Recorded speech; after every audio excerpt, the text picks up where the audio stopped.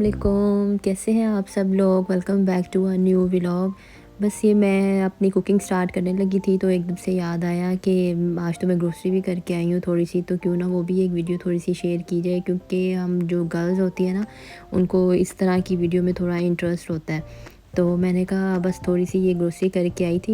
Actually बस cooking oil ख़त्म हो गया था और कुछ ये घर के मसाले और दाल वगैरह ये ख़त्म थी। ये मंथली ग्रोसरी तो नहीं है, बस ये कुकिंग ऑयल था, थोड़ा मुझे वो चाहिए था, वो ख़त्म हुआ था घर पे।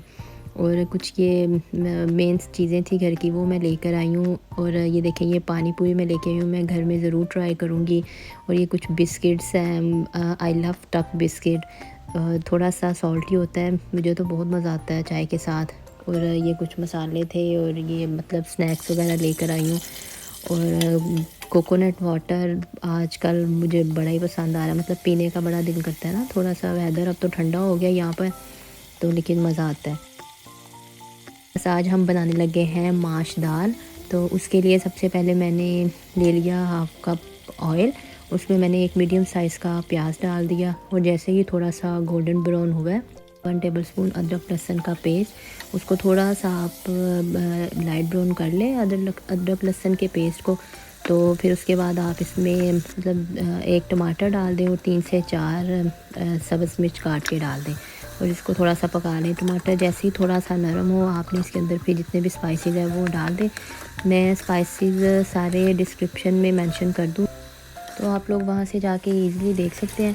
वैसे इसमें मैंने 1 टेबलस्पून मैंने इसमें सॉल्ट डाला है, 1 टेबलस्पून सुरख लाल मिर्च, 1 टेबलस्पून हल्दी और 1 टेबलस्पून कुटी लाल मिर्च, क्योंकि मैंने अपने हिसाब से स्पाइसेस डाली हैं। अगर आप लोग दाल की क्वांटिटी थोड़ी सी ज़्यादा या कम है तो आप अपने हिसाब से सेट कर लें। अब ये देखिए, जैसे ही मसाला मेरा भुन गया और ऑयल इसमें थोड़ा सा ज़्यादा ही जाएगा, तो जैसे ही मसाला मुझे लगा कि वो अच्छी तरह से भून लिया मैंने, तो फिर मैं उसमें वो जो माश दाल मैंने भिगो के रखी हुई थी वो मैंने इसमें डाल दी और उसको 1-2 मिनट के लिए बस ऐसे मसाले में भुना है। तो फिर आपने उसको 5-6 मिनट के लिए ना प्रेशर लगा देना है।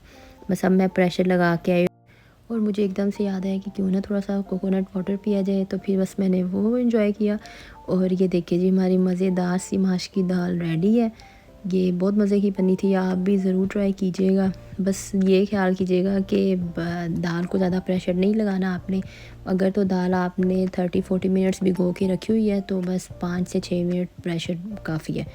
लेकिन डिपेंड्स ऑन दाल के वो किस किस्म की है, क्योंकि सम टाइम दाल अच्छी नहीं होती, वो एक तो गलती नहीं है और उसको प्रेशर लगाना पड़ता है बार बार, बीज ही नहीं उसका गलता। तो बस आपने अपने हिसाब से चेक कर लेनी है। और ये देखिए माशाल्लाह बहुत मज़ा आया था हमें खा के।